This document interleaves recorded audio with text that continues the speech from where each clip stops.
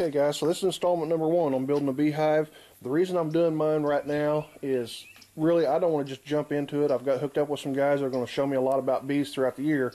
So I'm figuring if I can spend my free time this year building hives, getting them set, then I will be ready to go ahead and get my bees in by next spring. If some wild chance we don't capture a wild hive this year, but I'm not totally set up and ready for it. So these are baby steps to help you get ready, and no better time than to go ahead and take a full year to do it. So what I'm looking at is a 10 frame Lang's trough. This comes from beesource.com. All rights reserved. Go to their site. Anyhow, my measurements on here are going to be let's see, for the deep hive body, 19 7/8 by 16 1/4. It's a 9 5/8 deep. Now what you need to remember about this one is they're using box joints. So if you're going to use a different style, you're going to have to come up with the measurements to make sure your frames and everything fit right. I do have the measurements on mine. I'm still doing a 16 3/4 or 16 1/4 front. My sides, instead of being 19 7/8, I'm cutting them down to 19 inches. Okay. And the height is still going to be 9 5/8. Now the material I'm using is 1x12 pine board, and when we rip that down to the 9 5/8, save your excess because it's going to come in a little bit later when it comes to building your frame, your base, and anything like that. So don't scrap any of the lumber. I'm going to go ahead and get the table saw set up for a 9 7/8 or 9 5/8 inch rip down. So we can get the width of our boards going. So be back in a few minutes. Okay guys, so I've got my table saw set up. I'm ready to rip the board, but here's an option for y'all who don't have a table saw or are just getting started out in some type of woodworking. When you go to the store and buy a circular saw, now you don't have to buy it, it doesn't matter really which brand. If you look closely, most of them have a little slot in the side here, and they make these what they call fences for aftermarket. And basically what you do is just like a table saw, you line up your blade with a mark for your cut. Okay, there'll be a screw in the top of here, which I've got mine out and I can't find it. But anyway, you just tighten that screw down to the adjusted line. Once you got that tightened down, this will keep you a true rip all the way down the board. It works just as good as a table saw or anything like that for long ripping. So that's an option for whenever you're going to do some woodworking and need to rip boards. Okay guys, so I've got my board ripped down 9 5/8 wide, and I've went ahead and done a little more work. I've got a project already started on the hive before I was going to tape this one. So to get down to it, what we need to do is we need to cut two 19 inch boards, okay, and then we got to cut two boards 16 1/4 inch. If anything, do 16 1/4, maybe a hair long, or 19 1/16. Just make them a hair long rather than making them too short. Make sure you have a little bit of room in your hive. So to do this, I'm going to go ahead and mark out 38 1/4 inches and rip both of these just a little bit long. Then I'm going to set up my fence just so I can have a good true edge, and I'm going to run them through my table saw. There again, another trick is to take your circular saw. We'll try to go over this real quick. And if you do not have a table saw, then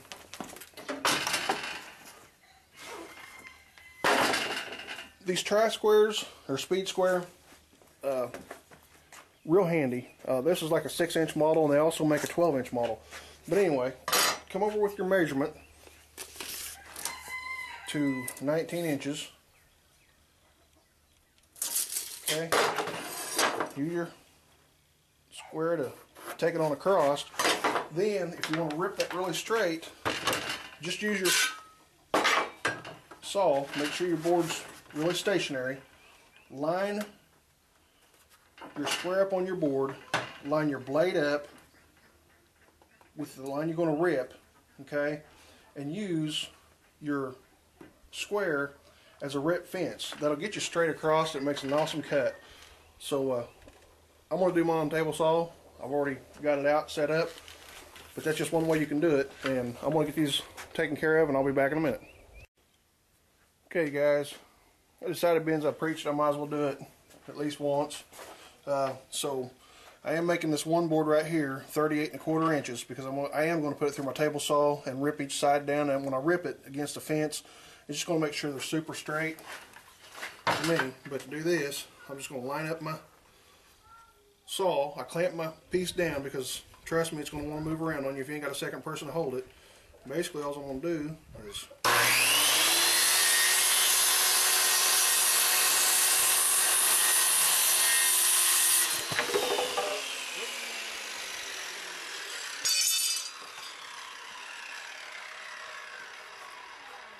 outside of the drop, it'd be nice if you had a second table or workbench, but this will be just fine. But that's a super straight rip. Follow the line perfect. No complaints. Okay, you can still do it with a skill saw like I showed you on the last cut. I done set up my fence for my 19-inch boards, which are basically the sides. The sides are longer than the front. Got my two 16¼ already cut, so we're going to run through this real quick and cut them.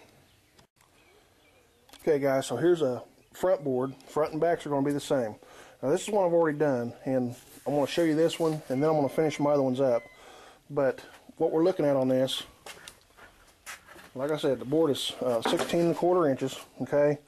But what you're looking at is you're going to have to dado, or you're going to have to rabbet 3 edges, okay? And what I mean by that is you're going to have to put this little groove in 3 sides of it, leave the bottom straight.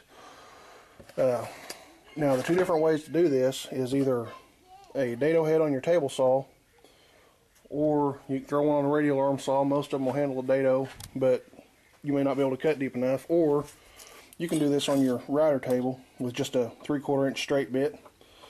And my suggestion to you is, once you do that, and the reason I'm keeping a pattern around, is run a piece of scrap wood through your dados once you get the depth set, okay?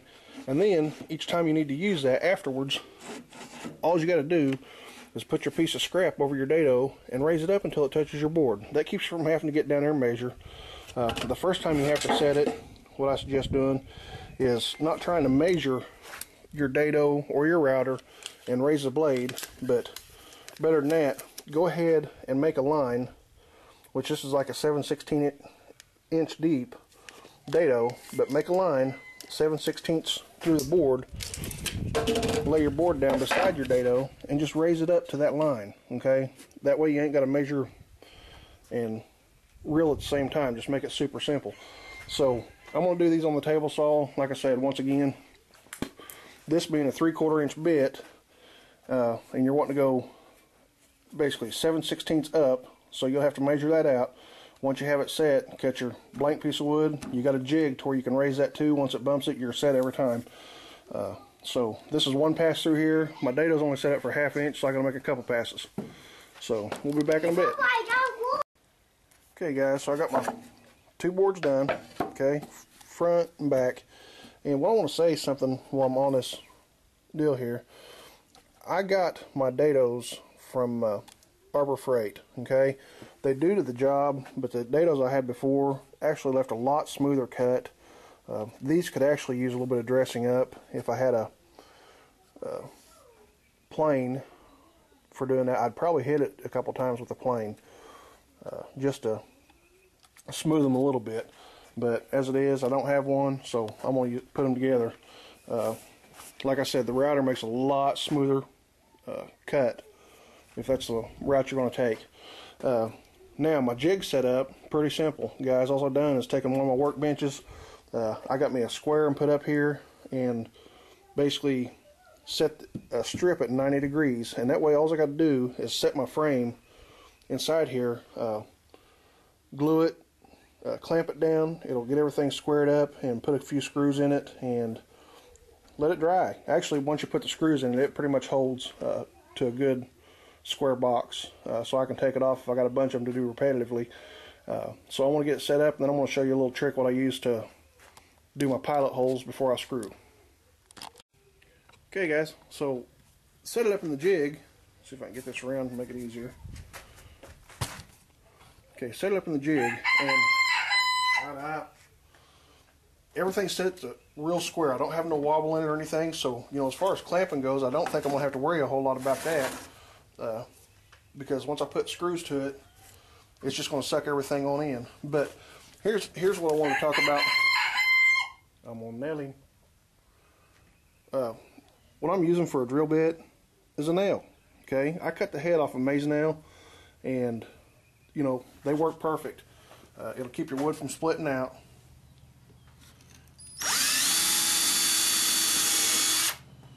Just that simple.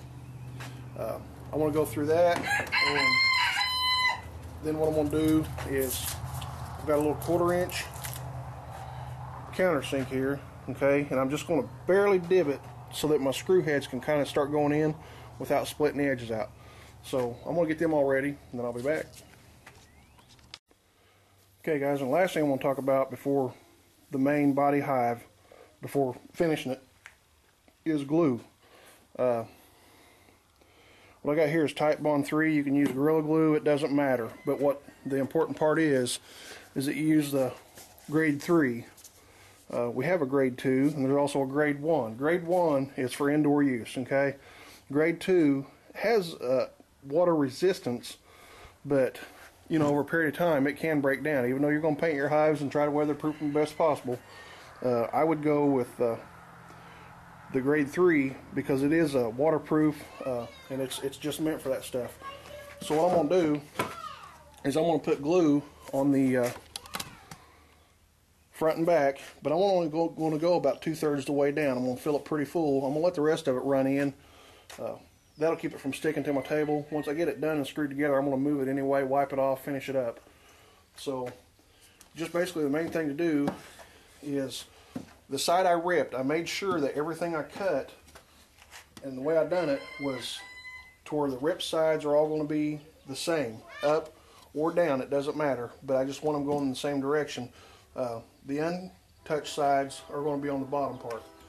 So I'm going to kick off here. I'm going to get this one assembled, and it's just the main hive body is that simple to do, guys.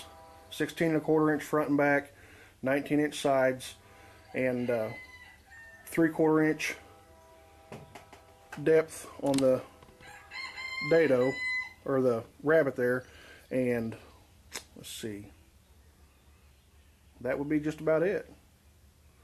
So I'm gonna get her put together, and this pretty much does part one. I'll give you a finished shot after I get it sanded and smoothed down, and we'll just show you how it looks. Okay guys, so here's the cleaned up shot. The only thing left to do is paint it. As you're going to notice, I didn't show you the last step, and I'd forgot. So basically I'd already assembled the box, and I had to go ahead and route the handles out. I did use a table for that. What I done was I set my fence at 1.5 inches, and I used these two places for marks on the table. And basically the inside corner of the box, I just dropped it down, and you got to work it back and forth to get it to fall all the way in, and then once you do that, you can route all the way to the edge. Then I moved it back to 2 inches and done the same process, and that's pretty much how I come up with the strips on the side here. So it's been sanded, it's ready to paint, and next project, probably building the base. We'll do that. We'll call it video building the hive number 2. So stay tuned. Jethro out.